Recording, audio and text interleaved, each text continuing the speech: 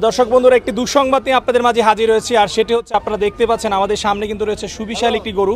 আর এই গরুটি ছিল একজন প্রান্তিক খামারি চাঁপাইনবাবগঞ্জ থেকে মূলত উনি দুটি গরু নিয়ে এসেছিলেন, অনেক স্বপ্ন নিয়ে এসেছিলেন। তো উনি একটি গরু বিক্রি করেছেন, আর একটি গরু দেখতে পাচ্ছেন সুবিশাল গরু, যে গরুটি কিন্তু একটু আগে মারা গেছে। তো উনি আনার পরেই নাকি গরুটা অনেক পথ জার্নি করে এসেছে, গরুটা একটু অসুস্থ ছিল, জ্বর ছিল।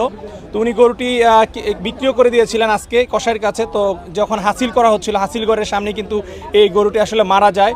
এবং আমরা যতটুকু জানতে পেরেছি যে গরুটির কিন্তু আসলে যে মালিক ছিলেন, উনি বলেছেন যে ওনার আসলে গরুটা মারা যাতে প্রায় 5 লক্ষ টাকার উপরে লস হয়েছে। এবং এখানে যারা রয়েছেন তারাও বলতেছেন যে এই গরুটি কিন্তু মাংসের দামে, কষাইয়ের দামে দাম রয়েছে 5 লাখ টাকা।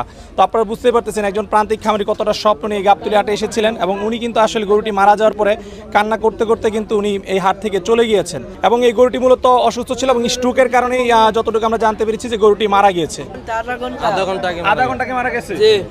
আচ্ছা, গরুর মালিক কি আছে না চলে গেছে? গরুর মালিক চলে গেছে। আচ্ছা, ওনার অবস্থা কেমন ছিল?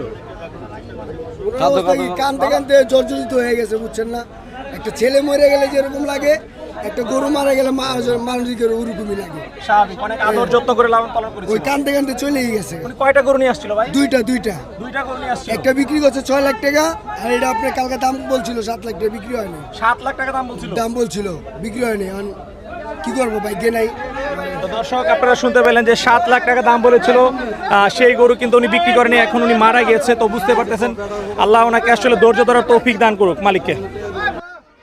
দর্শক দেখতে পাচ্ছেন যে গরুটি মারা গিয়েছে, এই গরুটি এখন হাট থেকে নিয়ে যাওয়া হচ্ছে এবং অনেক লোক কিন্তু আসলে ভিড় করছে এই গরুটি দেখার জন্য।